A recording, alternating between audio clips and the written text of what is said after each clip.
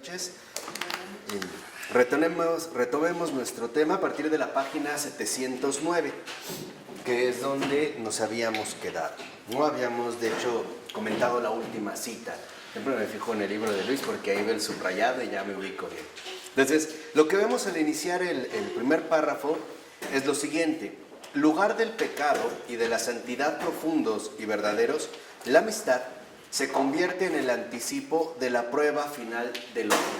Entonces, aquí vemos ya también otro aspecto particular. La amistad aparecerá entonces como un anticipo de la prueba final del hombre. Dice Florensky, esta desintegración última, esta destilación fraccionada del hombre, se llevan a cabo enteramente en el hombre por el Espíritu Santo, al final de los siglos. Y aquí en el presente pueden ser efectuadas por un hombre que nos ama con amistad, porque solo Él nos indica nuestro tesoro secreto. Entonces, aquí ya la clase anterior nosotros estuvimos comentando precisamente la relevancia y la profundidad de la amistad. Entonces, aquí vamos a ver cómo en efecto se presenta en una dimensión más profunda al apuntar incluso en la amistad un anticipo de la prueba final del hombre. Dice como 3 renglones abajo, la amistad consiste en verse a través de los ojos de otro, pero ante la faz de un tercero. Y precisamente del tercero. Reflejándose en el amigo, el yo reconoce en el yo del amigo su otro yo. O sea, finalmente dentro de este tercero lo que nosotros vimos es profundizar finalmente en la mirada divina, ¿no? Donde al otro veo a mi otro yo, pero en el tercero. O sea, finalmente por la verdadera comunión en Cristo. Ahora, si nos vamos a la 710, lo que vemos es, al iniciar esta cita de Florensky, que es muy importante, dice el texto, ego, o sea, el yo, no puede amar lo que es no ego. De otro modo, admitiría en sí mismo algo que le es extraño. Sin embargo, amando, no quiero aquello que soy yo mismo. ¿De qué me serviría en efecto lo que tengo ya? Entonces, lo que vemos es que ego, o sea, vamos a decirlo así, esta condición encapsulada del sujeto, este yo cerrado, no es capaz de amar algo que no sea él mismo. Entonces, en la amistad, precisamente, en esta amistad, se abre esta situación finalmente para reconocer aquello que no soy yo mismo. Y por lo tanto aceptaría, por un lado, verme enriquecido de alguien más, ¿no? Y por otro lado también, finalmente reconocer que lo que adquiero en este caso sería una deuda. ¿Por qué? Porque sería en este sentido una deuda de amor. Entonces, a esto es a lo que precisamente Florensky le llama la experiencia sobrerracional del enriquecimiento mutuo en el mismo ser. O sea, finalmente se presenta en la amistad un auténtico enriquecimiento mutuo. Y dice, más o menos a la mitad del siguiente párrafo, dice Florensky, se produce en el amor un intercambio de los seres, un perfeccionamiento mutuo. El amor se enriquece. Dios, que posee el amor perfecto, es rico. Es rico por su Hijo a quien ama. Es la plenitud.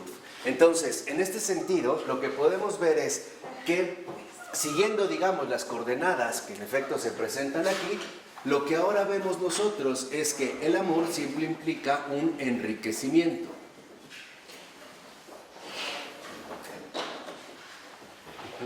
Y este enriquecimiento no se da al nivel del intercambio material, por así decirlo. No es meramente en el enriquecimiento como si fuese una especie de intercambio mercantil, sino que se enriquece, o la riqueza del amor consiste precisamente en la plenitud del ser. Entonces, este enriquecimiento es justamente la riqueza o plenitud del ser. Dicho de otra manera, entonces la realidad del amor nos enriquece ontológicamente. No es tanto que nos enriquezca, por así decirlo, a nivel, les decía, de los intercambios materiales, sino que este enriquecimiento nos lleva a la plenitud precisamente de lo que estamos llamados a vivir. En este sentido, a ser. Por ello, más o menos igual como 4 o 5 renglones de que inicia el inciso E, dice, al hombre mismo, en la medida en que la amistad le aporta el conocimiento de sí, le hace ver dónde y cómo le es necesario trabajar sobre sí mismo. Entonces, lo que vemos es que esta riqueza o plenitud del ser, a su vez, también implica un aspecto central y es la corrección. ¿Por qué? Porque a través del amigo nosotros podemos darnos cuenta en dónde se encuentran ubicadas justamente nuestras humanas debilidades o bien nuestras más marcadas limitaciones. Acuérdense que para Florensky la amistad no es un gesto heroico que se da, digamos, como de manera, decía, fuegos artificiales, ¿no? No, sino que más bien se va desarrollando en el ámbito diario de la vida cotidiana. Entonces, primera, reconocer que esta corrección nos invita finalmente a crecer más en el amor. ¿Qué es lo que queremos realmente en la amistad? Crecer más en el amor. Ese es el fin de la corrección. Crecer más en el amor. Por ejemplo, si reconozco, no estamos hablando de corregir al otro, sino de corregirse uno mismo. Si reconozco que a lo mejor me falta la paciencia con este amigo que tengo enfrente, entonces en este sentido el amigo me invita a corregirme. Hay una invitación finalmente a crecer, a no quedarme limitado a mis meras debilidades. O finalmente hay una llamada a que sea capaz de crecer todavía más. Por ello, finalmente va a decir Florensky que en último término, este crecer más en el amor precisamente me lleva a la cima de la humanidad.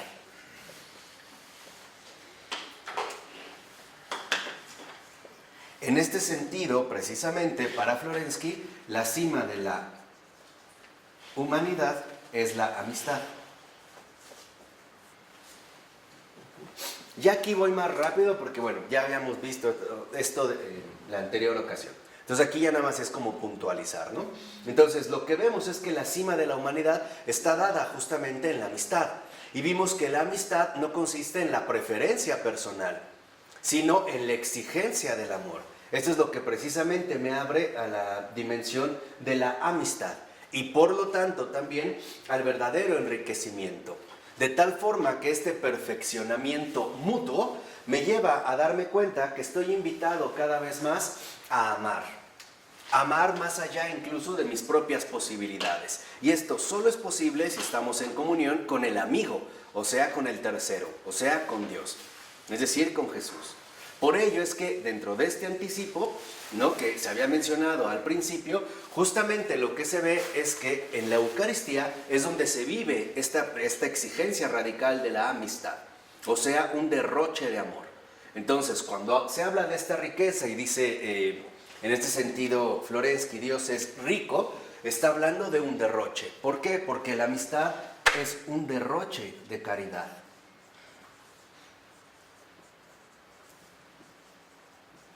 No hay, por así decirlo, una limitación ni un cálculo estable a partir del cual nosotros quisiéramos establecer nuestros planes, sino que hay un derroche.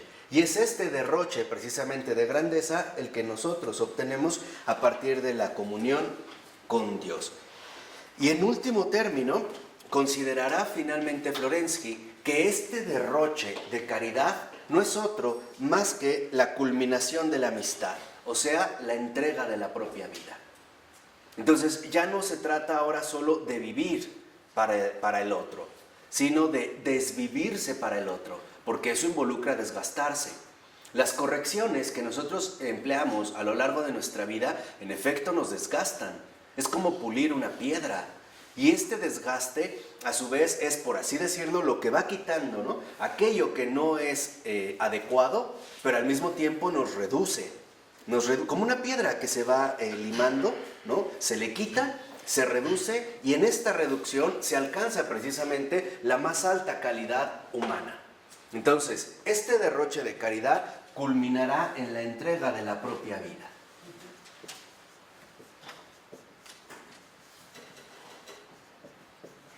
Esa es, de hecho, la culminación a la que está dirigida justamente la amistad. Pero si lo ven, no es una entrega de la propia vida por conveniencia, porque en efecto hay personas que están dispuestas a hacer algo por otro según les conviene.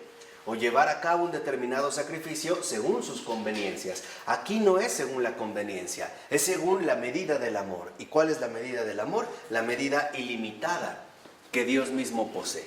De tal forma que entonces, aquí es cuando Florensky hace la mención de la condición kenótica de la amistad, o sea, el abajamiento, el entregar la vida literalmente por el otro.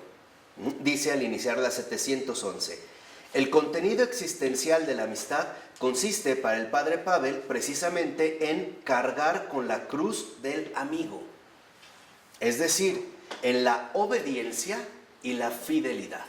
Entonces, aquí aparecen dos rasgos centrales. Cargar con la cruz del amigo es la entrega de la propia vida. Cargar con la cruz del amigo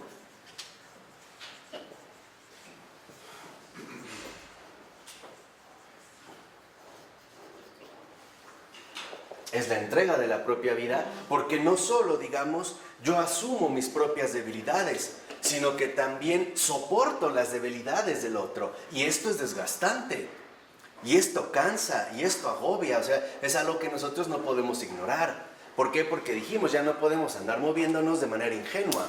Entonces, la entrega de la propia vida no es otra cosa más que la constante obediencia y fidelidad al amigo en todas las circunstancias de la vida. Eso es cargar con la cruz del amigo. Esa es la entrega de la propia vida. De tal manera que entonces esta entrega de la propia vida involucra un desgaste.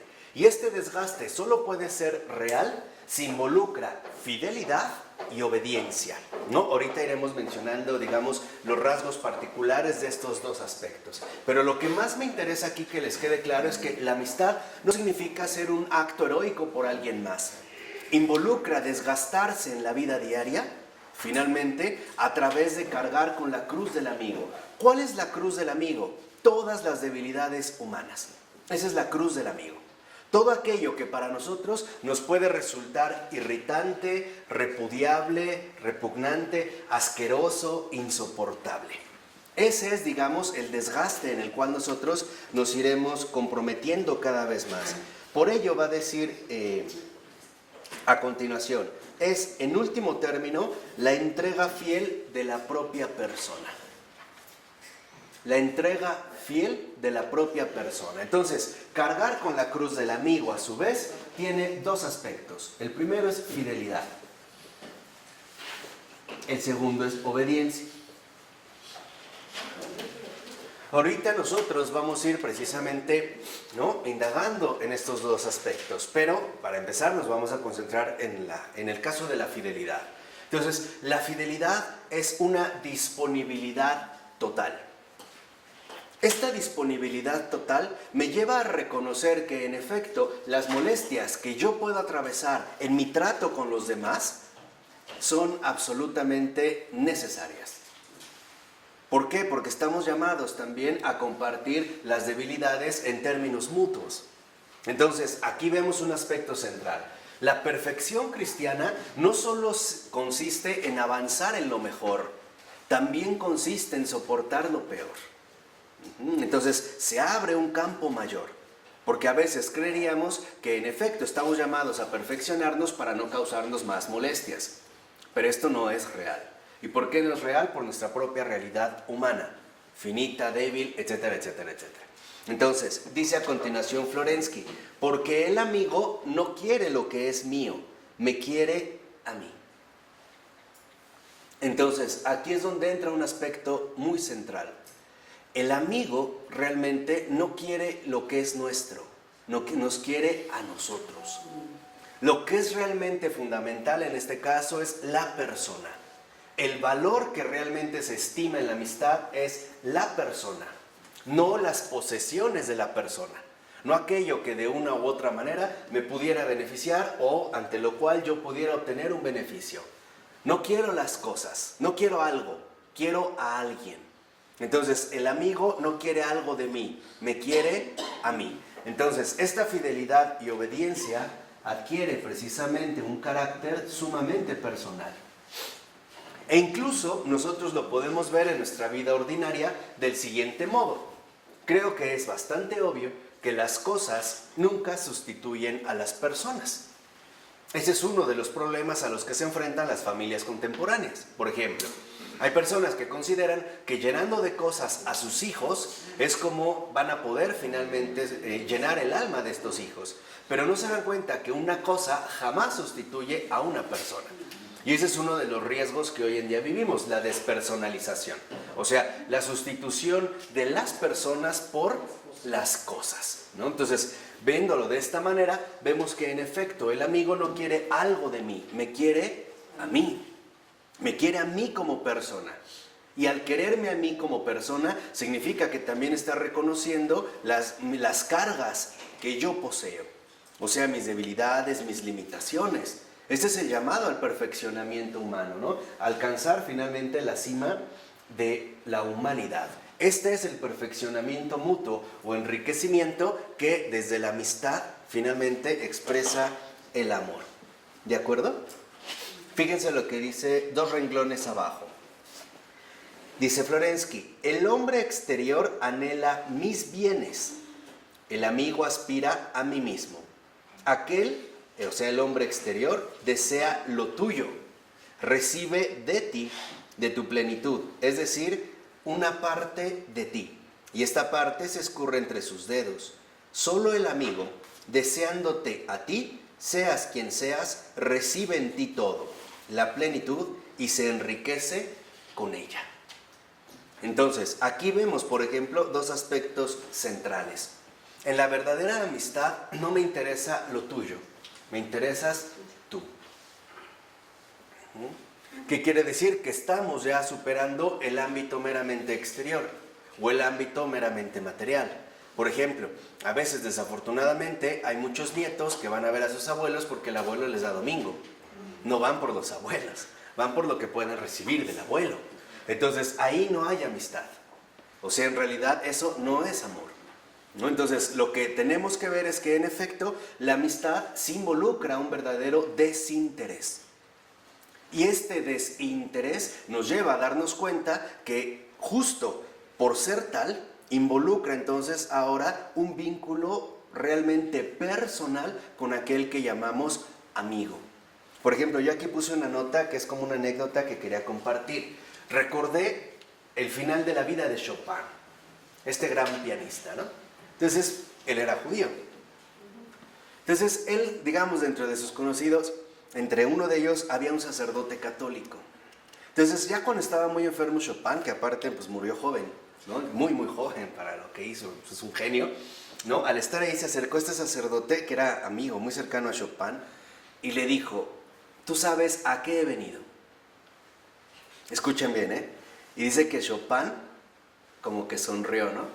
Y le dijo, sí, ya sé. Le dijo, tú sabes que yo aquí vine no por lo tuyo, vine por ti. Entonces, ahí es cuando vemos este paso esencial. Y le dijo Chopin, ¿qué quieres? Le dijo, te quiero a ti, dame tu alma, dámela a mí. Dámela. Yo te quiero a ti, a mí me importas tú, no lo tuyo. Y Chopin dice que como que se le llenaron los ojos de lágrimas y le dijo, sí, soy tuyo. Fíjense, aquí es donde vemos precisamente este paso. Ya no es una cuestión enteramente exterior o material, ya es un verdadero amor que está más allá de lo que nosotros, en último término, podríamos a veces anhelar o desear de alguien más. Entonces, aquí, digamos, el primer planteamiento en la amistad es muy sencillo. ¿Realmente estoy con las personas que me rodean por ellas o por lo de ellas? Mis amistades, o lo que yo llamo mis amistades, ¿son realmente por un verdadero afecto de amistad o son por conveniencia? Hoy hablamos, por ejemplo, de tener palancas, ¿no? Y por lo tanto, ya no se habla de tener amistades. Más bien se habla de destruir las amistades. O sea, hoy valorar qué tanto me conviene. Y a veces, y en primer lugar, qué tanto me conviene en términos materiales o económicos. Pero no solo eso, también qué tanto me conviene para evitar mi desgaste personal. O sea, ¿con quién batallo menos? Porque seamos sinceros, esto también es un aspecto que se da. Muchas veces seleccionamos a nuestras amistades porque justo los que hemos seleccionado son los que menos problemas nos causan. Y por eso, aquellos que para mí representan un desafío más, son borrados de mi lista de amistades. Con este no me meto. O no lo quiero, o no trabo amistad, no me acerco a hablar, ¿no? Lo relego, simple y sencillamente no lo aguanto, no lo soporto, etc. Entonces, esto no es vivir la amistad. Y este es, digamos, justamente uno de los riesgos que hoy corremos, ¿no? Hoy ya hemos visto, a lo largo de tantas clases, cómo muchas cosas que deberían de ser sustanciales se han convertido en veras mascaradas, ¿no? En fraudes continuos. Entonces, si tenemos esto presente, vemos como dos renglones abajo, y también lo que vamos a leer a continuación es muy, muy, muy importante, dice Florensky, es fácil recibir parte de un todo. Es fácil recibir parte de un todo. Fíjense, vamos a quedarnos aquí, o sea, es fácil recibir parte de un todo. Por ejemplo, es muy fácil convivir con una persona poco tiempo y cuando está de buenas. Ahí es muy fácil, ¿no? Solo me quedo o solo acepto una parte, aquello que me conviene. Ya no necesariamente en términos económicos o materiales, simplemente en términos humanos. Aquel que en pocas palabras no me causa problemas. ¿Vamos bien? Es parte, ¿no? Aceptar una parte, ¿no? Es fácil aceptar una parte de un todo. Hoy llegamos al extremo de que a veces esta aceptación de una parte de un todo precisamente se manifiesta a través de las desordenadas relaciones sexuales. Es la única parte que aceptan. Se ven para tener relaciones sexuales, pero ya después ya no se hablan, ¿no? O sea, solo nos vamos a quedar con una ¿qué? Parte, ¿no? Sí, nos acostamos, hombre, tenemos relaciones, pero no somos nada, ¿eh? No. Ni amigos, ni novios, ni nada, ¿no? Amigos con derecho, solo una parte. ¿Esta amistad involucra al matrimonio también? Sí, por supuesto. Entonces, es lo que vamos a ver a continuación. Dice, es vivir a cuenta de otro. No es tampoco difícil entregar de su propia plenitud. O sea, no es difícil entregar de nuestra propia plenitud. Finalmente, porque en gran medida, a veces, solo entregamos aquello que más nos agrada o aquello con lo que mejor nos sentimos, ¿no? O sea, voy a dar de mí lo mejor. ¿Por qué? Pues porque con esto también me siento bien. Pero ¿qué pasa cuando en la amistad estas limitaciones se caen y no solo estamos llamados a dar lo mejor, sino también vamos a estar llamados a dar ¿qué? Lo peor. Y esto se vive, por ejemplo, en un matrimonio. Precisamente en el matrimonio se está llamado a vivir lo mejor, pero también lo peor. ¿Por qué? Porque en efecto se conjuga una unidad. Y esto es, digamos, lo que conlleva las grandes sorpresas del milagro de poder vivir junto a otra persona. Es un riesgo, te vas a exponer por un lado a recibir lo mejor de esa persona, pero también lo peor de esa persona. Y eso es parte de la unidad a la que están llamados a conformar. Y esto, sinceramente, solo se puede soportar desde el verdadero amor de amistad. ¿Qué quiere decir? Que antes de verse como una pareja netamente sexual, se deben de ver a la luz de la amistad. Y esto es central.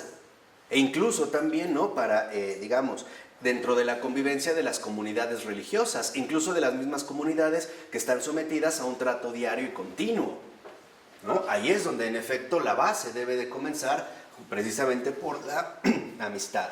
Dice, pero es difícil recibir una plenitud, porque hay que aceptar ante todo al amigo mismo y encontrar en él la plenitud. Pero no se puede aceptar al amigo sin darse a sí mismo, y de hecho es difícil hacerlo. ¿Qué significa recibir una plenitud? Abrir el corazón a la realidad humana. Eso significa recibir una plenitud. Por eso, si lo ven en el sacramento del matrimonio, ¿no? Se hacen los comentarios de en la pobreza y en la riqueza, en la salud y en la enfermedad. Se contempla la dramaticidad de la realidad viva de los hombres.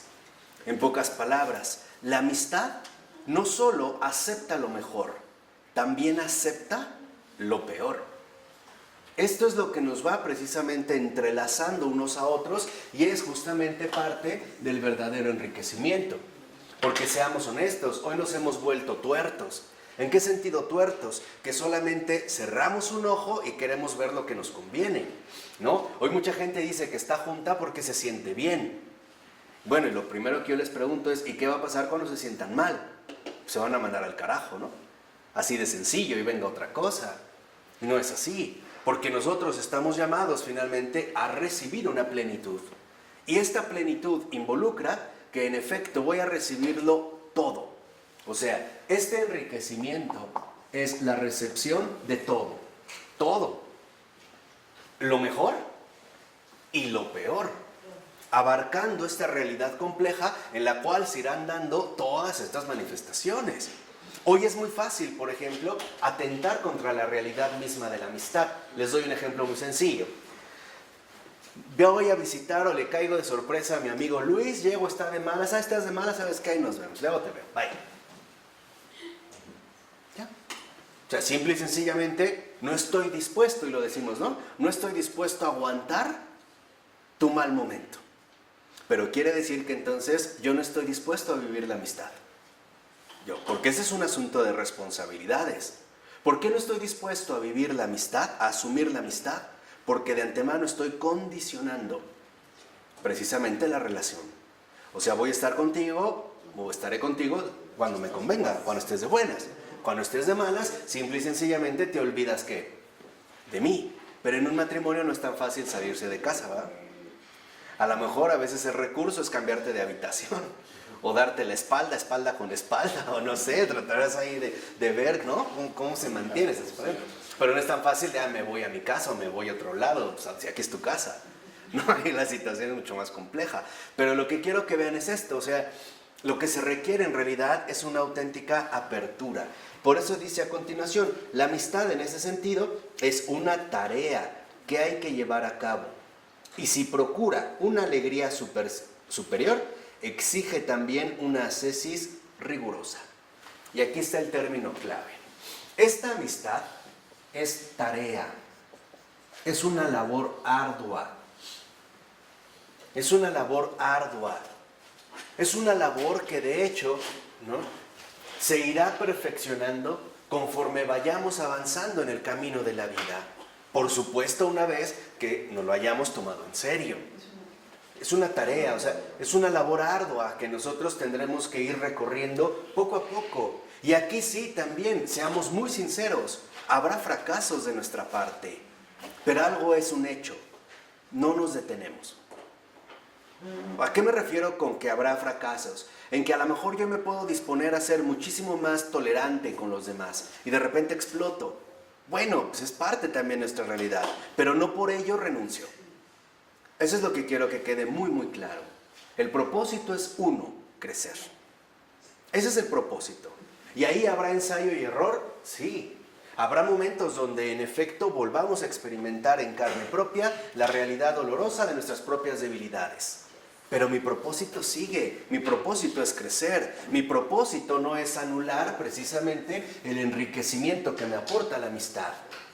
Entonces, ¿qué significa esto? Que también tenemos que aprender a vivir esta tarea, porque esta tarea es una vivencia. Y aparte es una vivencia diaria.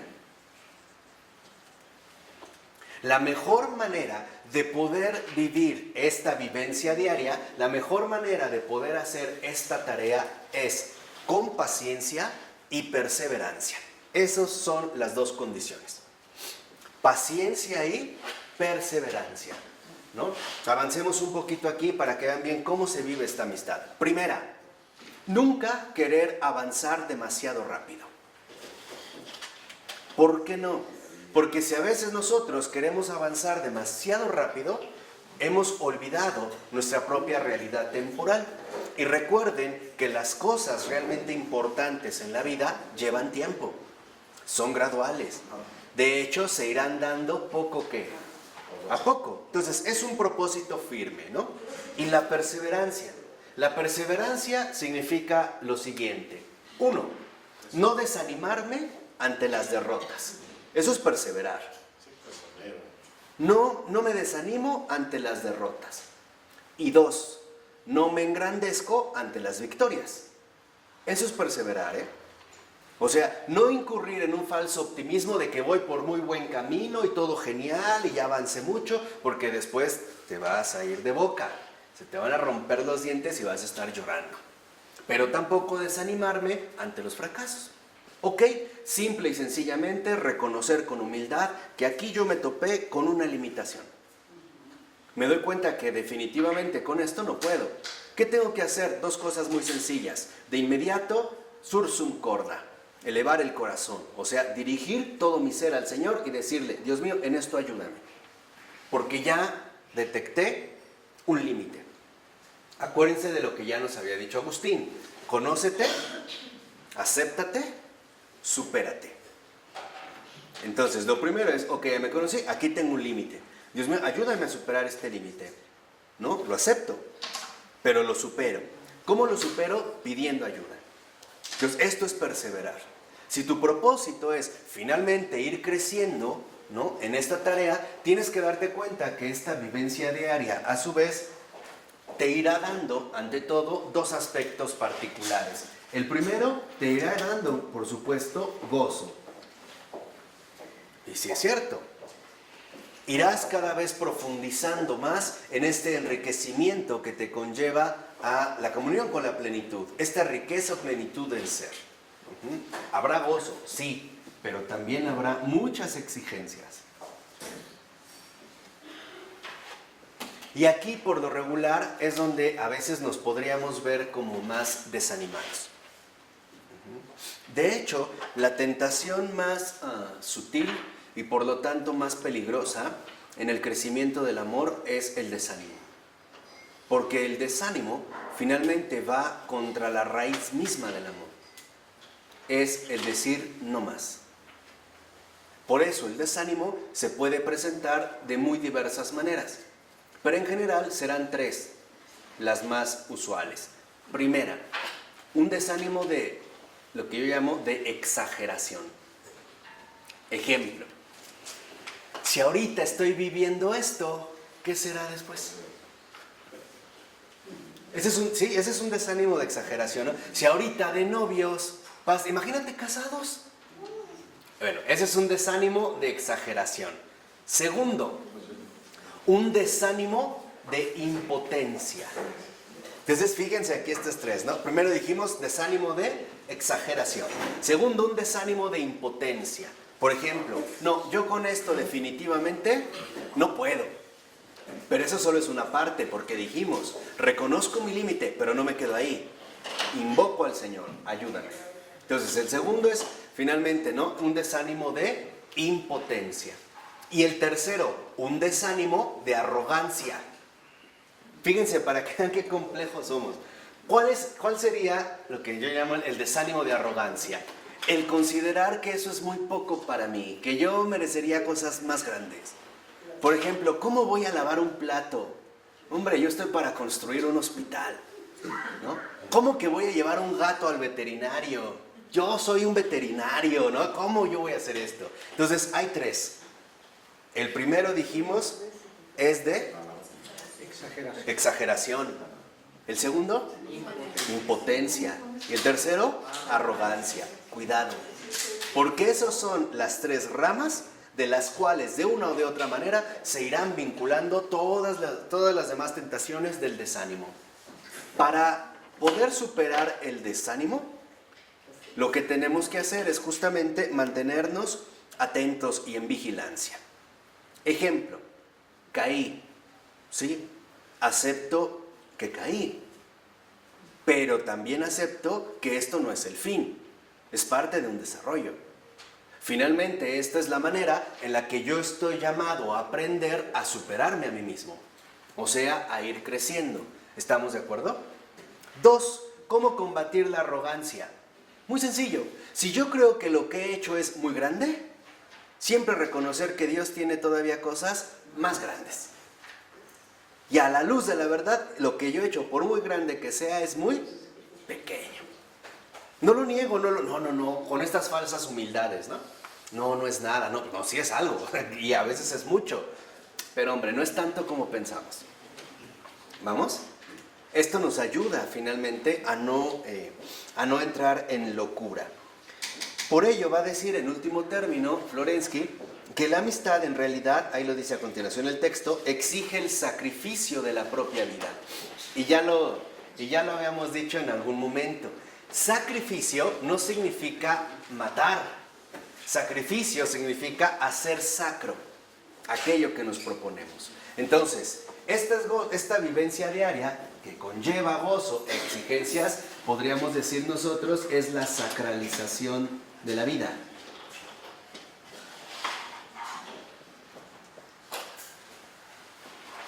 Esta sacralización de la vida involucra, dijimos, un ejercicio constante. ¿Por qué? Porque a veces también llegamos a pensar ingenuamente que el cristianismo es algo así como una especie de varita mágica, al cual llegamos como en saltos, ¿no? De un punto a otro, de pecador a santo. No, es un recorrido, es todo un proceso, y es un proceso muy complicado, que en realidad cada alma, ¿no?, la deberá de llevar de manera personal. Entonces, es muy fundamental darnos cuenta cómo se nos invita a la sacralización de la vida. Y en último término, ¿qué significa sacralizar la vida? Renunciar a mí. Eso es sacralizar la vida. Y lo dijo San Pablo en una de sus cartas: que nadie busque su propio interés, sino el del prójimo. Entonces, aquí es donde nosotros ya tenemos un criterio tomado por ejemplo, del Señor a través de San Pablo. Lo que vivo diariamente, ¿lo hago buscando mi propio interés? ¿O en realidad lo hago teniendo siempre presente al prójimo? El beneficio del prójimo. Entonces, la sacralización de la vida nos lleva a el bien del prójimo. Buscar siempre el bien del prójimo. Aquí quizá podemos entender un poco más por qué el Señor dijo: es imposible vivir sin pecado en este mundo, pero hay de aquel que lo provoque. ¿Por qué? Porque finalmente provocar el pecado atenta directamente contra el prójimo. Por lo tanto, no estamos sacralizando la vida, la estamos desacralizando. Y en pocas palabras, nos estamos oponiendo al amor. Y por lo tanto, o lo que es lo mismo, nos estamos oponiendo a Dios. ¿De acuerdo? Por eso dice Florence que ahora entendemos por qué el Señor dice que no hay amor más grande que el que da la vida por sus amigos. Entonces, lo fundamental es reconocer en este punto que la amistad es un proceso, y es un proceso arduo, pero también es muy satisfactorio. Y esto tú lo puedes ver con las personas que, por ejemplo, ya han llevado un matrimonio más o menos largo. Te dicen: sí, ha sido muy difícil, ha habido muy malos momentos, pero ha habido buenos, y ha valido la pena. Entonces, lo que debemos de reconocer es cuál es el proceso en el cual nosotros estamos insertos. O sea, realmente, al menos nos proponemos formar parte de esta riqueza, o por el contrario, tal parece que nos vemos como obsesionados con anular esta riqueza. Entonces, reconocer que en la amistad, y esta sería como la síntesis de este punto que ahorita mencionamos, en la amistad se me exige lo mejor de mí, no lo peor de mí. La amistad es esta exigencia. En la amistad se me exige lo mejor de mí, no lo peor de mí. Entonces, cuando esto lo vemos, en efecto, ya ahora podemos ver cómo este todo involucra, lo dijimos, tanto lo mejor como lo peor. Y toda la escala o matices o gradaciones que hay desde lo mejor a lo peor. E iremos finalmente, ¿no?, como reconociéndolo de alguna manera. Por ello, aquí es donde Florensky menciona que esta sacralización de la vida involucra una dinámica cotidiana.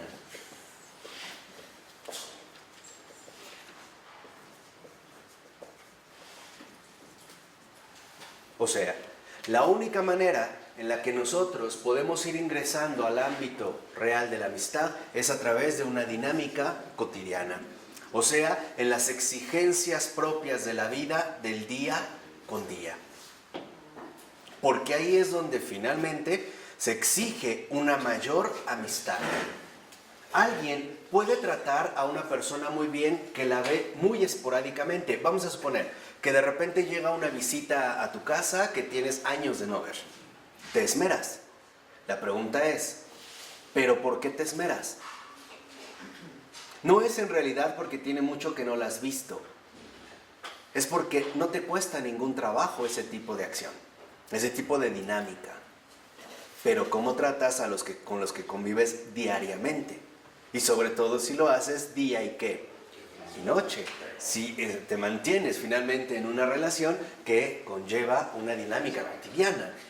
Por eso es lo que decía Florensky. Lo importante no son los momentos raros de muestras de amistad. No, lo importante es la dinámica cotidiana en la que se va encarnando la amistad. O sea, las exigencias del día con día. Y esto es un desgaste. Esto es parte precisamente de un desgaste diario. Por eso lo vemos al iniciar en la 712, la siguiente cita de Florensky, que es muy importante. Dice, el amor agápico más grande no es realizable más que en relación con los propios amigos y no en relación con todos los hombres en general. Entonces, vean, ¿por qué aquí es donde Florensky dice que no es posible realizar el amor agápico, el amor de amistad, con todos los hombres en general? Porque eso es una abstracción. ¿Qué quiere decir? Que de alguna manera estaríamos tentados a suponer que amar a todos los hombres en general anula la dinámica cotidiana. ¿Por qué? Porque la dinámica cotidiana me va a llevar a mí, en último término, a verme enfrentado a un encuentro concreto.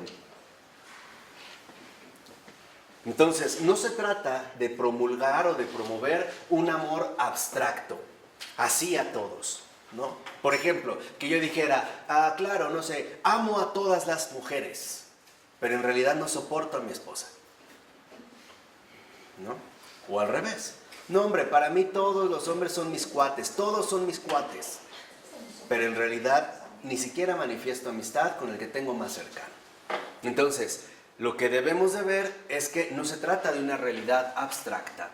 Y esto es ya a estas alturas un punto central para nosotros. El cristianismo es encarnación. ¿Qué quiere decir? Que el cristianismo es una realidad concreta, es carne viva. No es una teoría abstracta, o una doctrina que conllevaría planteamientos grandiosos, pero finalmente irreales. Porque en el encuentro concreto, ahí es donde en efecto se va a empezar a ver claramente cuál es la medida de nuestra amistad.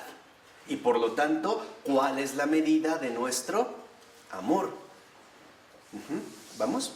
Por eso dice a continuación Florensky, consiste en dar la vida por los amigos. Sin embargo, sería simplista entender que se debe morir por ellos. Claro, por ejemplo, decir, no, para que vean que yo sí soy su amigo, doy la vida por ustedes, entonces me aplico un harakiri, ¿no? Para que les vean que sí los amo. Dice, morir por los amigos no representa más que el último grado. El último. Y dice, y no el más arduo, Fíjense. Aquí Florensky nos lleva a este encuentro concreto. Dice, morir por los amigos no es más que el último grado y no es el más arduo de la escala de la amistad. Entonces, en este encuentro concreto, nosotros estamos llamados a subir una escala. De hecho, yo les recomiendo que si en algún momento pueden leer a San Juan Clímaco, precisamente, ¿no? En esta escalera que él va a desarrollar o a presentar, valdría la pena que lo revisaran. Entonces, lo que quiero que vean es que en esta escala de la amistad dice Florensky, antes de morir por los amigos es necesario ser su amigo. O sea, antes de que yo muera por mis amigos, es necesario que primero sea su amigo. ¿Y cómo voy a poder realmente ser su amigo? Pues a través de la convivencia ardua y exigente del día con día. Porque ahí es donde vamos a experimentar las grandezas, pero también las miserias de aquel que nos acompaña. Por eso dice Florensky, lo cual se obtiene por una labor larga y difícil. Entonces, para Florensky queda claro que este encuentro concreto, 1, es largo y 2, también es difícil. ¿Por qué es largo? Porque significa, o implica más bien, ir subiendo, ir escalando cada vez más hasta alcanzar la cima de la humanidad. Y es difícil porque involucrará en gran medida cada vez romper más con nuestras propias limitaciones e incluso, ¿no?, el gran desafío de ponerse uno mismo en el último puesto. O sea, hasta llegar al completo olvido de sí mismo, el olvido de sí. Ya mis ojos ya no están puestos en mí. En realidad ahora todo está puesto para el bien del prójimo. O sea, para salvación, para bien de muchos y salvación de todos. Pero es un proceso. O sea, es un proceso que finalmente iremos atravesando. Por eso dice 2 renglones abajo. La esencia de la amistad consiste precisamente en perder la propia alma por el amigo. ¿Qué significa perder la propia alma por el amigo? Significa perder la prioridad de mi propio ego. Esa es, digamos, precisamente la cima de la humanidad. Perder la prioridad de mi propio ego. Entonces podríamos decir en este sentido, la amistad, como tarea, en efecto, consiste en la anulación del ego. O sea, del yo solitario. Esa es la tarea ardua, larga, difícil de la amistad. La anulación del ego. Por ello, por ejemplo, para que un matrimonio funcione, se nos requiere amistad. ¿Y cuál es el planteamiento de la amistad? Yo voy a ver por ti, pero necesito que tú veas por mí. Esa es la correspondencia mutua. Por eso el amor siempre es correspondido. Yo voy a ver por ti, pero necesito que tú veas por mí. O sea, en pocas palabras, yo soy tus ojos, pero si mis ojos están fijos en ti, yo me vuelvo ciego para mí. Necesito que tú seas estos ojos míos, ¿no? Ahí es donde se vería precisamente esta riqueza o plenitud de ser que en efecto conlleva este enriquecimiento. Entonces, es la anulación del ego. Dice a continuación ahí Florensky, es el sacrificio de toda la propia organización, de la libertad, de la vocación. ¿Qué quiere decir? Que en realidad, si han ido siguiendo lo que les he ido ahorita exponiendo, verán que en pocas palabras la amistad es una crucifixión. Es un vía crucis. Y podemos dar incluso una imagen muy concreta. En la amistad estamos llamados a ir clavando nuestros pies. ¿Para qué? Para que no se vayan corriendo detrás de nuestros propios intereses. A ir clavando nuestras manos. Primero una y después la otra. ¿Para qué? Para que mis manos no se pongan a trabajar en favor mío o de acuerdo a mis propias conveniencias, donde también tendré que colocar una corona de espinas en mi cabeza. ¿Para qué? Para desinflar los pensamientos arrogantes, para que cuando empiece a crecer mi ego, se pinche con las espinas de la cruz y no olvide que en realidad yo estoy para el otro. ¿No para qué? Para mí. Y al final, lo más doloroso, para que sea atravesado también con una lanza en el corazón. Y finalmente reconozca que estoy llamado a vaciarme por el otro, en la amistad. Y no guardarme para mí absolutamente ¿qué? Nada. Y dar hasta la última gota de sangre y hasta la última gota de agua. Por eso les decía, la amistad es un vía crucis. En ese sentido que ahorita lo acabamos de mencionar. Esa es la amistad. Ahora díganme si Jesús nos engañó cuando dijo que no hay amor más grande que aquel que da la vida por sus amigos. Por eso les decía, esta anulación del ego en la amistad, nuestra tarea, en efecto es un vía crucis.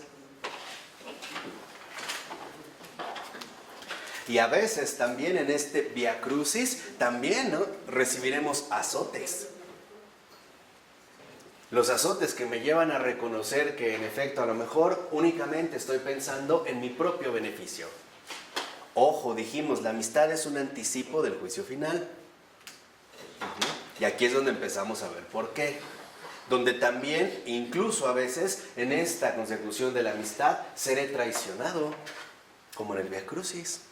Aquel a quien supuestamente yo me estoy entregando de manera sincera, tal vez se puede hasta burlar de mí, ofenderme. Tal vez me van a bofetear. Es más, algunos me escupirán en la cara. Eso significa algo claro. Vas por buen camino. Vas por el verdadero camino de la amistad. Si todos se convirtieran en aduladores tuyos, preocúpate. Estás perdido. Porque a Jesús no le iban aplaudiendo. Lo iban insultando. Lo iban pateando, ¿o no? Lo iban jaloneando. Lo iban despreciando. Lo iban humillando. Y eso es lo que nosotros tenemos que atravesar, cada uno de nosotros. Al menos si nos llamamos cristianos. O sea, si realmente es que nosotros seguimos el camino del Señor, en este primer paso. Entonces, es fundamental que nosotros veamos en este sentido cómo a lo que se nos invita es a recorrer esta anulación del ego. Dice a continuación, quien quiere salvar su alma, ha de entregarla entera por los amigos, y no vivirá si no muere. Que es justamente lo que el Señor nos dijo tantas veces, ¿o no? Entonces, lo que hay que hacer es, quien quiere salvar su alma, ha de entregarla entera por los amigos, no por partes. Porque lo más valioso que podemos ofrecerle a otra persona es la amistad. Por ello no es casual que los padres de la iglesia tuvieran en tan alta estima la amistad. Porque incluso la amistad es todavía más esencial, por ejemplo, que la vinculación afectiva emocional. Por ejemplo, el noviazgo, el matrimonio, etc. La amistad es justamente este suelo firme, en el cual uno puede crecer siempre más y más. ¿De acuerdo?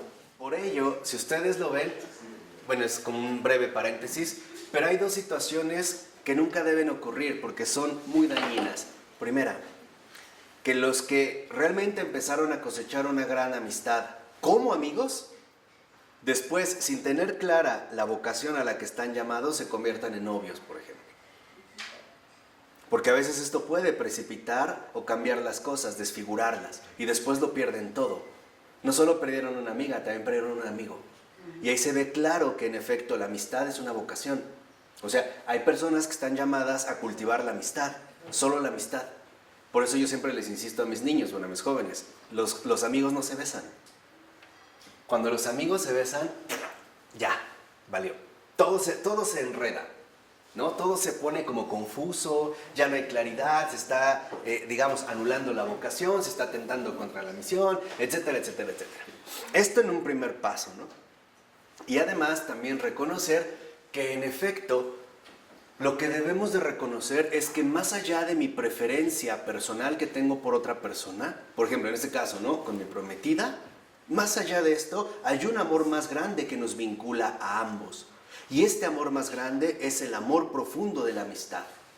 La razón es muy sencilla, porque lo que realmente Dios nos ofrece en este sentido es su amistad. Por ello es que la amistad se extiende de manera total, de manera plena, a cada alma, de manera personal. No me ofrece una mera relación erótica. ¿En qué sentido? En el sentido como lo entendemos en términos humanos. Porque por mucho que por algún momento la situación erótica sea placentera, después se irá apagando. En cambio, la amistad no. La verdadera amistad siempre es algo que va increciendo, ¿no? Siempre es algo que va creciendo, aumenta sin parar. Por eso nosotros realmente debemos apreciar ante todo la amistad y entender que antes de una esposa o un esposo, lo que realmente encontré es un amigo. Es en este amor mayor, ¿no? En este amor más amplio. Cosa que hoy confundimos de manera bastante torpe. Hoy hay muchos padres que les dicen a sus hijos, no, yo no soy tu papá, soy tu amigo. No, ahí no aplica. ¿Por qué no aplica? Porque en efecto entonces la situación se confunde. Y el tipo de relación que van a tener no está llamada a crecer de esta manera. Porque los padres están llamados a fomentar la amistad, pero no entre ellos y sus hijos, sino entre sus hijos y Dios. Sí, si ellos van a ser los amigos, ¿quién va a ser el padre? Claro, pues ahí hay un vacío, ¿no? Entonces no se da. Por eso es tan importante, y yo ahora recuerdo que San Agustín decía algo que a mí me gustaba mucho, y es que la amistad es el consuelo que Dios nos da en un mundo tan difícil. Esta frase es de San Agustín, ¿no? La amistad es el consuelo que Dios nos da en un mundo tan difícil. Entonces, hay algo que debemos realmente valorar en estos días y es la amistad. Bueno, dice al iniciar el otro párrafo, pero la entrega del amor encuentra un límite infranqueable en la libertad del otro, cuya respuesta ha de esperar, pero que no puede provocar con la fuerza. ¿Qué significa? Que nosotros estamos llamados a dar toda el alma por el otro, pero no podemos obligar a que el otro nos corresponda de igual manera. De hecho, ese es el drama de la amistad. Yo no puedo obligar a que el otro me responda de la misma manera. Yo no puedo obligar a que el otro me ame como yo lo amo. No puedo hacerlo. Lo único que en realidad puedo hacer es ofrecer mi amistad, ofrecer mi corazón. Pero de antemano, siendo muy lúcido de lo siguiente. Ahí hay un riesgo. Puede ser que en efecto agarren tu corazón y lo lleven a su pecho. O puede ser que le escupan y pateen tu corazón. Pero es un paso que hay que dar. Porque si no, entonces para nosotros sería un cierto cálculo de beneficio, ¿no? Lo voy a dar porque sé que voy a recibir algo a cambio. Ya sería un negocio. Y aquí no se maneja así. Por eso dice Florensky, hay que hacerlo todo en la amistad para franquear el muro entre los hombres, no ahorrar las propias fuerzas. Fíjense, no ahorrar las propias fuerzas. ¿Qué significa esto? Que jamás debemos de limitarnos en el crecimiento de la amistad. Nada de que ya hasta aquí. No más. Ya soporté mucho, ya aguanté mucho. Cada vez que te venga un pensamiento así de que ya no aguanto, ya te aguanté demasiado, acuérdate. También hay mucha gente que te ha aguantado más a ti y no se ha quejado. Y peor, Dios sí te ha soportado desde que te creó. Y en ningún momento te ha dicho hasta aquí. Esto les digo que son como, estrategias muy concretas para vencer el mal espíritu. Que es también lo que estamos tratando de entender. Entonces, lo fundamental es no, como dice Florensky, no ahorrar las propias fuerzas.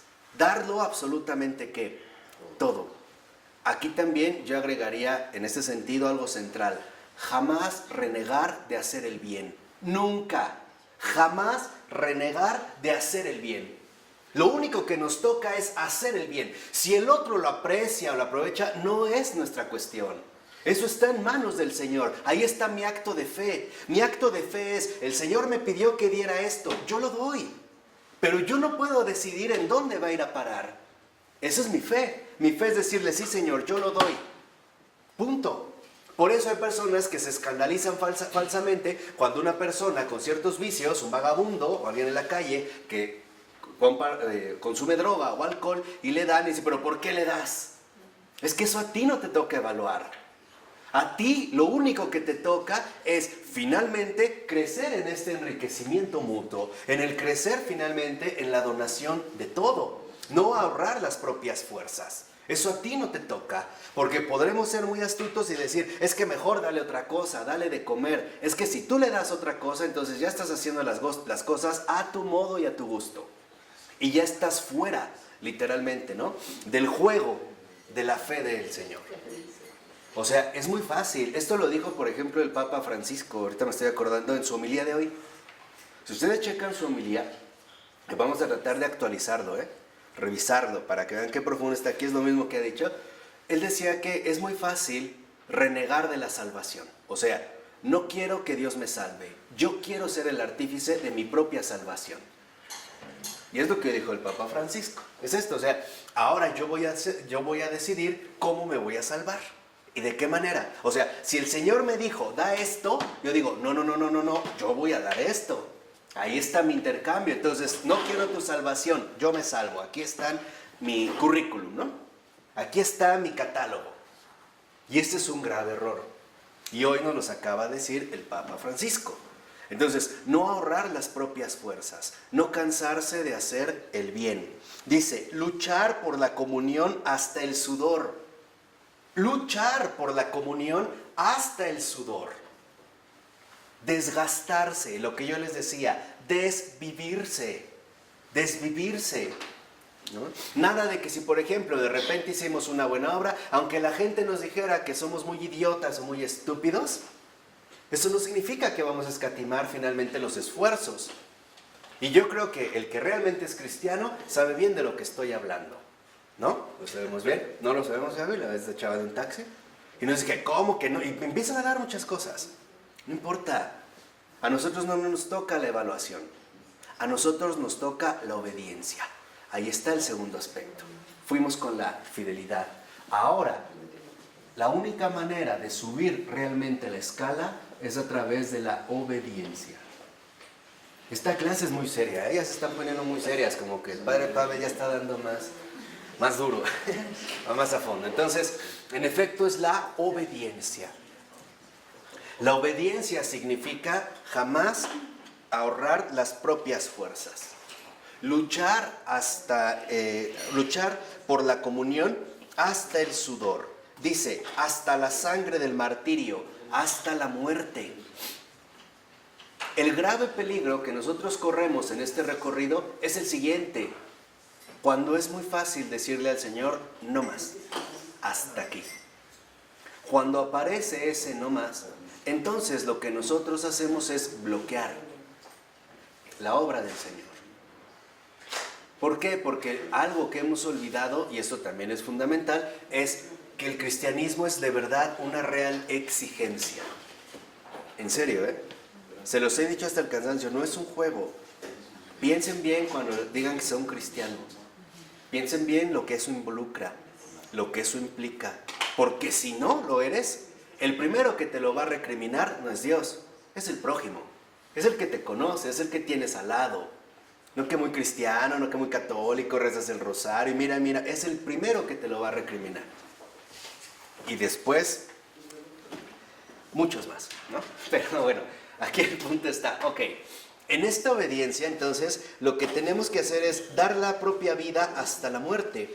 Porque lo primero de lo que hay que librarlos es de la insinceridad, de la frialdad, del solipsismo. Entonces, aquí hay tres factores que atentan directamente contra la amistad y por lo tanto también contra la obediencia. Primera, la insinceridad. ¿Por qué la insinceridad?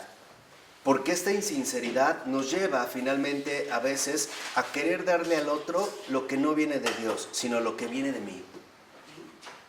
Que es lo que nosotros dijimos también en muchas ocasiones. Amar, el amor, amar significa amar como Dios ama. Darle al otro no lo mío, sino justamente lo que no es mío. Y hoy eso es en gran medida de lo que nos va a hablar Adrián von Speyer al rato. No se trata de dar lo mío, sino que realmente doy lo que no es mío. Y lo que realmente no es nuestro es este amor abierto. Este amor pleno de obediencia, que qué mejor se puede contemplar que a través del Vía Crucis del Señor. En este recorrido ordinario precisamente de vida. 2, la frialdad. ¿Qué es la frialdad? La frialdad es no sentir ardor por el alma de los demás. Esa es frialdad. Y dicho sea de paso, el único que es frío es el mal espíritu. Dios no es frío. Dios no es frío. Por eso no es casual que hasta cuando sentimos que entramos en un ambiente así medio terrorífico, hasta decimos, ¡ay, qué frío!, ¿no? Sentí escalofrío. Bueno, ya saben por qué. El Señor es calor. Es caliente. Dice a continuación, y el solipsismo. El solipsismo no es más que el individuo aislado, desvinculado.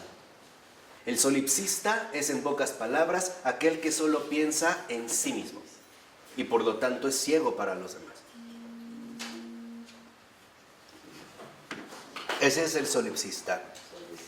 Y dice a continuación, pero existe un límite que no se puede traspasar, un muro que no se puede derribar ni con la propia cabeza ni con un martillo.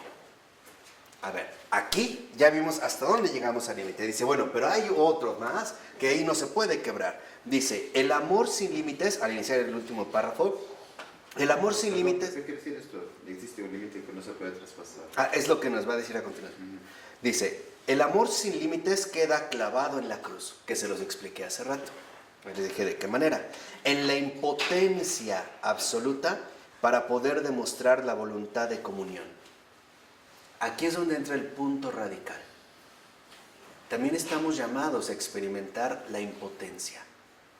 El darnos cuenta que a veces todo lo que hicimos aparentemente no sirvió de nada. Porque también Jesús apareció así en la cruz. ¿Se acuerdan? Muere como en esta impotencia, ¿no? Dice, entonces, en esta obediencia también nosotros vamos a experimentar la impotencia. Y este muro, ahí es cuando dice Florensky, no se puede derribar, ni con la propia cabeza, ni con un martillo. Y quizá la razón de fondo es muy simple. Si no viviéramos esta impotencia real, creeríamos muy fácil que somos Dios, que nosotros somos Dios. Claro. ¿Por qué? Porque finalmente el Señor también va a poner límites que resultan infranqueables. Porque cuando tú experimentas esta impotencia, lo primero que haces es verte a ti mismo. Pero ¿por qué tantos años, tantas oraciones, tanto trabajo, tanto tiempo invertido, tanto sacrificio, tanto ayuno? Y te llenas de ira. Entonces quiere decir que no estabas viviendo la amistad. Estabas viviendo engañado. Cuando realmente se vive... Estabas viviendo la fe. Sí, no estabas viviendo en la fe, ¿no? O cuando realmente vives la amistad y te topas con esta impotencia, en efecto, lo único que puedes hacer es con toda paz y tranquilidad decir, esto es lo que a mí me tocaba. No más. He hecho lo que tenía que hacer. ¿No? He hecho lo que tenía que hacer. Nada más. Todo lo demás, todo lo restante, todos los modos están en el Señor. Y la razón es simple. ¿Por qué todo lo demás está en Él? Porque desde el principio estuvo en Él. Yo no fui el iniciador. Yo no inicié la obra de redención. A mí me toca avanzar. Y ya. Por ello, también hoy en día quizá no hemos comprendido uno de los signos actuales del Espíritu. El anonimato. Quizá ya se les olvidó. Lo hablamos mucho hace como 2 años, ¿no? El anonimato. Porque hoy tendemos a suponer falsamente que mientras más conocida sea mi obra cristiana es mejor. Y no es verdad. No es verdad. Porque muchos en efecto estaremos llamados a vivir esta impotencia incluso de las maneras más ordinarias. Acuérdense, estamos concentrados en la dinámica cotidiana. Florensky, ¿no murió en una verdadera impotencia? Ya ni siquiera supieron en qué campo estaba, ya no tenía contacto con su familia, lo fusilaron, sus obras, todo lo que había hecho, ya ni siquiera estaba en sus manos. Sus escritos, poder darlo, tampoco. Simple y sencillamente era ya en un abandono total. Por eso dice a continuación, pero testificando con la entrega hasta el final que lo imposible, es decir, el amor, es posible. Aquí es donde entra el verdadero acto de fe, el testimonio. En esta impotencia de obediencia, esta impotencia a su vez para nosotros va a ser un auténtico testimonio. ¿Y en qué consiste entonces este testimonio? Que en efecto lo imposible, o sea, el amor, sí es posible.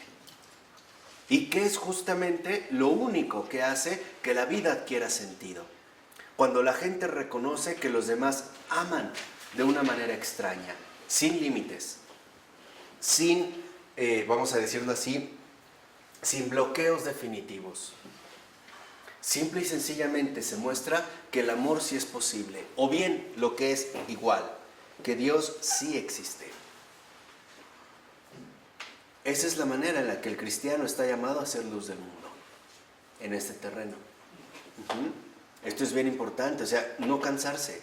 Por eso les decía, jamás reneguemos de hacer el bien. Por ejemplo, si de repente te sentiste muy generoso o generosa y le diste un billete de 200 a una persona que estaba en la calle y te conmovió, y luego tú ves que él va y compra droga, entonces, ¿para qué se lo di? Mejor no.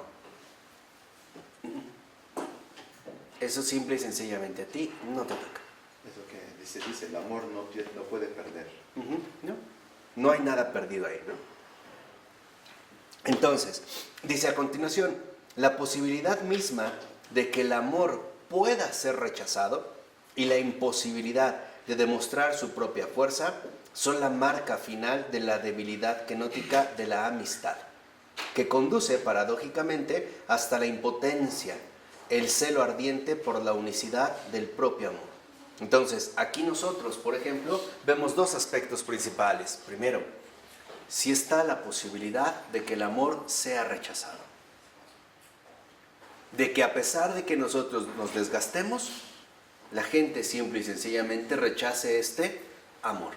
Esa es una posibilidad real. Pero por eso entonces nosotros debemos detenernos, por eso debemos pararnos, por eso debemos endurecer el corazón y ahora empezar a hacer cálculos. No. Sino seguir hasta el final.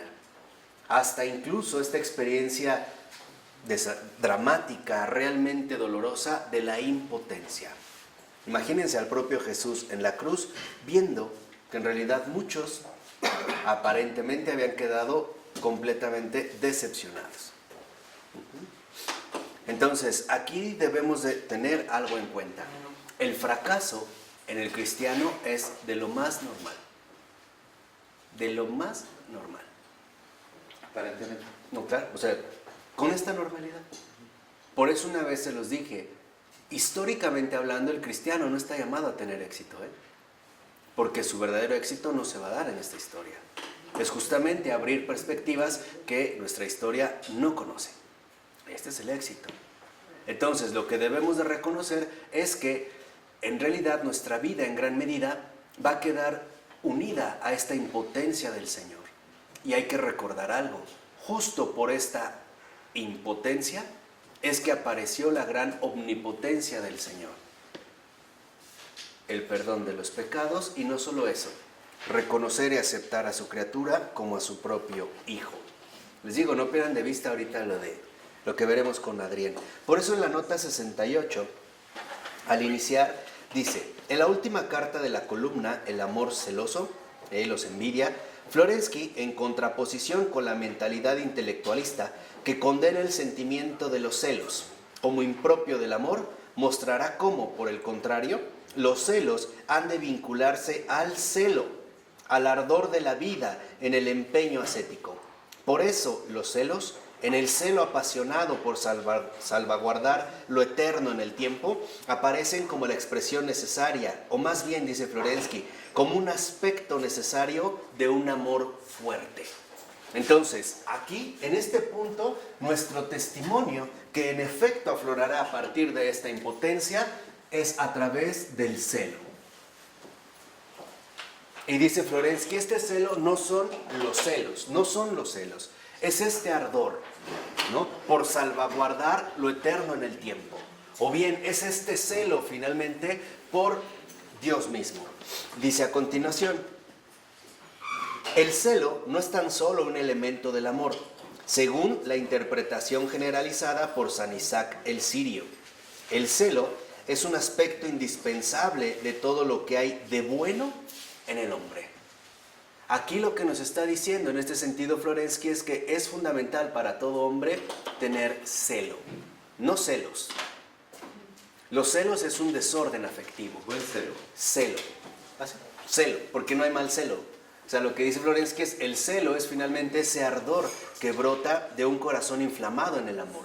Ese es el celo. Entonces dice, este celo es indispensable para cualquier realización humana auténtica. ¿Por qué? Porque sin celo lo único que hay es frialdad. Yo tengo celo por la iglesia. Por ejemplo, ¿sí? Ese es el celo, ¿no? El celo por tu casa me devora. Que se lo aplican a Jesús cuando tira las mesas, ¿no? Es la casa de la iglesia, ¿no? Exactamente, ¿no? Tu casa ahí en este celo. Entonces dice a continuación, el celo es es en general una fuerza que realiza las buenas intenciones. Entonces, fíjense aquí en este aspecto, qué llamativo es también lo que menciona Florensky. El celo es la fuerza que promueve las buenas acciones. Entonces, para realizar buenas acciones se requiere primero estar lleno, ¿qué? De celo. El celo es la fuerza de las buenas acciones. Entonces, el celo aparece como fuerza de las buenas acciones.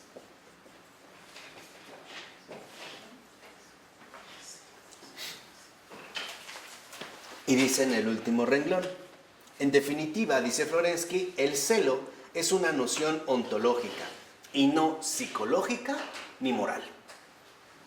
O sea, el celo no es algo ni psicológico ni moral. O sea, a veces creyendo psicológicamente que el celo es alcanzar la organización de las cosas tal y como las he planeado.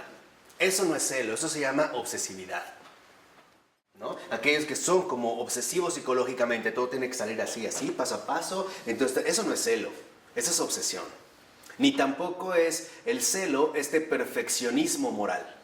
Por ejemplo, de que las personas van a dar una comida, a ver, la servilleta aquí, el tenedor acá, a ver, la música, los hielos, las bebidas, y algo no hay, entonces se alocan, y no, a ver, ahí hay una motita de polvo, no, quítala. Eso es locura, ¿eh? Eso no es celo, eso es perfeccionismo, y es perfeccionismo moral. Ajá. ¿Por qué? Porque, ¿en qué, digamos, es diferente el celo del perfeccionismo moral? En que el perfeccionismo moral lo que busca es ver realizado lo que emprende. Por ejemplo, que salga a la perfección. El celo no busca ver los resultados. Le interesa estar inflamado en amor. Eso es celo. Poseer esta fuerza de las buenas acciones. La fuerza que impulsa, que promueve las buenas acciones. ¿Sí notan la diferencia? Sí. Entonces, el celo no es perfeccionismo moral ni obsesividad psicológica. El celo es simplemente, por así decirlo, un carbón al rojo vivo, ardiente, dispuesto a encender todo aquello que está a su alcance. De tal manera que entonces, justo por no ser un perfeccionismo moral, el celo no se inmuta ante la impotencia. Porque lo que es fundamental no son los resultados que se quieren alcanzar. Lo que es fundamental es la intensidad con la cual realizamos las cosas. Por ejemplo, Teresa de Calcuta, hablando del celo, decía una cosa muy cierta. Dice, mira, tú le puedes decir al Señor lo siguiente cuando realmente has obrado con rectitud de intención. O sea, cuando realmente has obrado inflamado, ¿qué? De celo. Decía Teresa de Calcuta, Señor, tal vez no hice lo que debía, pero hice todo lo que pude. Eso es el celo. El celo no es el cumplimiento del deber. Eso es perfeccionismo moral. El celo es reconocer que tal vez no hice lo que debía, pero hice todo lo que pude. O sea, finalmente traté de conservar dentro, o más bien, con todo mi corazón, la pureza de intención. Por ello va a decir en este sentido que lo que vemos es que el celo es una exigencia. Es la exigencia profunda del buen obrar. Eso es el celo. ¿Cuál es el opuesto del celo? La Indiferencia, ¿no? La indiferencia, la frialdad, o sea, la ceguera, ¿no? También en este sentido. Vamos ahora a la página 715. Veremos cómo esto también involucra que haya un eje, o sea, un punto central de referencia. Y este punto central de referencia, como insiste Florensky, es precisamente la Eucaristía. La Eucaristía es justo el modo central de orientación. Lo dice, por ejemplo, al iniciar en la 15 el párrafo. La Eucaristía es efectivamente el eje del mundo. Del mismo modo que el polo físico de orientación, el polo norte, no se diferencia externamente de todos los demás puntos geométricos de la Tierra y, sin embargo, orienta las direcciones magnéticas hacia él mismo. El creyente, mirando en el pan y en el vino los santos dones, puede decir: he aquí el verdadero lugar del eje del mundo, o sea, el polo de la Tierra. Entonces, algo que debemos de tener como muy claro en este aspecto es que necesitamos también desarrollar un profundo sentido de orientación. Incluso podríamos decir todavía con más precisión, una profunda orientación eucarística. Reconocer el punto central de las cosas. Lo dice en la nota 72. Al iniciar dice el texto, dice Florensky, orientarse en el espacio significa establecer una propia relación con una u otra cosa de este mundo. Entonces, ¿qué quiere decir? Que cuando uno realmente está orientado y por lo tanto uno está centrado, uno puede con facilidad, ahora sí, darse cuenta de la relación que mantiene con respecto a todo lo que lo rodea. O sea, dicho de otra manera, se trata de que nosotros seamos capaces, en este sentido, de asumir una postura. ¿Vamos? Esta postura involucra que nosotros sabemos bien dónde estamos ubicados. Entonces, en este sentido, podríamos decir que es muy fundamental darse cuenta la ubicación en la cual nos encontramos. O sea, ¿cuál es el lugar a partir del cual definimos todo lo existente? ¿En dónde hemos colocado nuestra orientación central? Esto es precisamente lo que nos llevará a nosotros a tener una perspectiva integral de las cosas. Por eso dice al iniciar la 716, que esta orientación de su espacio vital aporta el ritmo concreto, desde el culto a su misma cultura integral.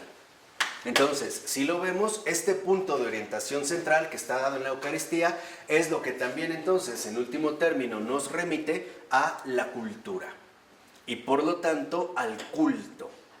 O sea, en base a que nosotros hemos centrado nuestra existencia.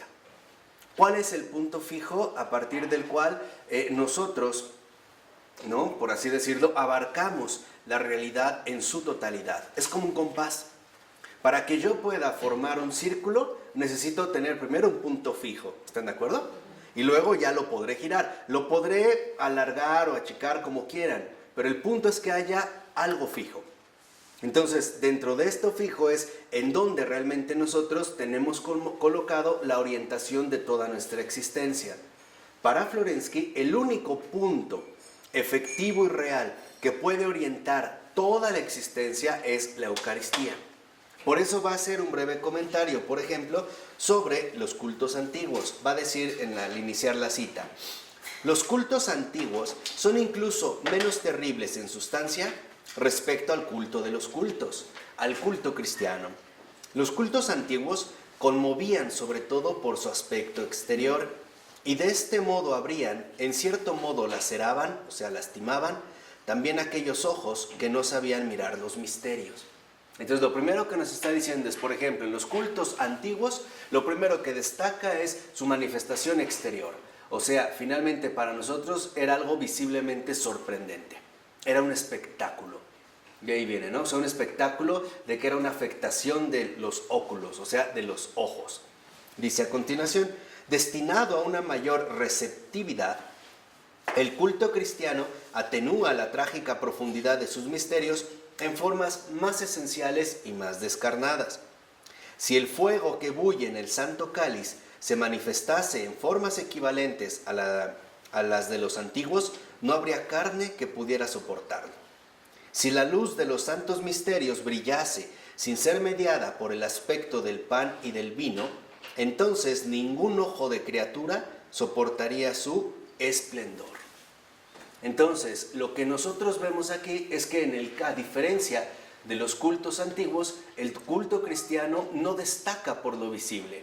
Al contrario, está atenuado. Esta atenuación no es más que un gesto de misericordia del propio Dios. ¿Por qué? Porque sin esta atenuación, si no la hubiera, digamos, este rebajamiento en su manifestación, no habría carne humana capaz de soportar esta presencia. De ahí que haya sido atenuado precisamente a través de los aspectos del pan y del vino.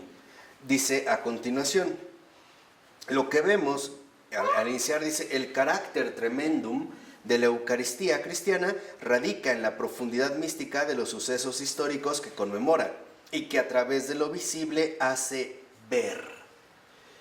Dice al iniciar la cita, todo esto, el culto del templo de Israel, es terrible, porque es terrible la realidad suprema. De cualquier modo, no es más que la sombra de lo que ha de venir. La realidad es Cristo, es el cuerpo, es decir, la auténtica existencia de la realidad. Todo esto, por tanto, es la sombra de las cosas futuras. Y si la sombra de la realidad es terrible, ¿cuánto más terrible será la realidad misma? O sea, aquí finalmente, ¿no? Pareciera que Florensky nos recuerda que hay una densidad de resplandor cuya, vamos a decirlo así, cuya manifestación nadie ni siquiera podría sospechar. Es lo que ni ojo vio, ni oído oyó. Es algo realmente y por completo insospechado. Esto nos lleva finalmente a darnos cuenta de algo. No podemos olvidar el carácter tremendum de Dios mismo. Porque tal parece que en efecto a veces nos olvidamos de esta omnipotencia y grandeza divina. ¿Qué ser se puede poner frente a Él cara a cara? Ninguno, ¿no? Acuérdense, por ejemplo, el profeta Isaías, ¿no? Cuando ve al Señor y se espanta. Voy a morir, ¿no? Vi al Señor, voy a morir. O sea, eso es lo que dice Isaías, con otras palabras, pero lo que es, voy a morir. Voy a morir, ¿no? ¿Quién ha visto que vea al Señor y viva para contarlo? O sea, en este caso, digamos, sería tremendo. Por eso, dice a continuación, es como si la majestuosidad cuantitativa del culto veterotestamentario se condensase en la intensidad cualitativa del culto del Nuevo Testamento. No toros, carneros y corderos, sino el Señor mismo. Él se ha entregado a sí mismo en sacrificio, ha ofrecido solo a sí mismo.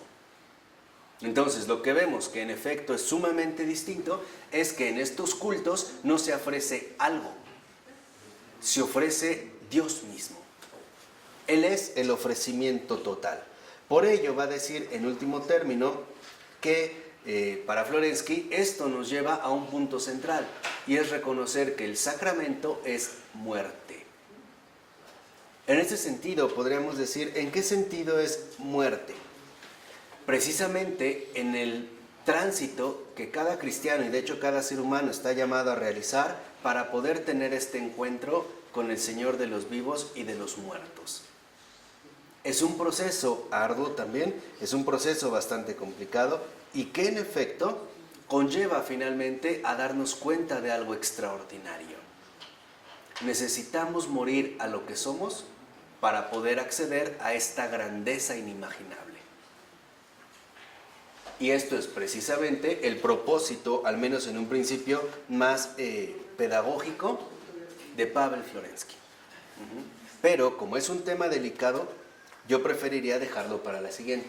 Contar aquí, dar 10 minutos y dedicarle otros 15 minutos más a Adrián, porque el texto es muy interesante y es más amplio, ¿les parece? Entonces no se olviden, la siguiente hablaremos del sacramento es muerte. Veremos este tránsito. En nombre del Padre, del Hijo y del Espíritu Santo. Amén.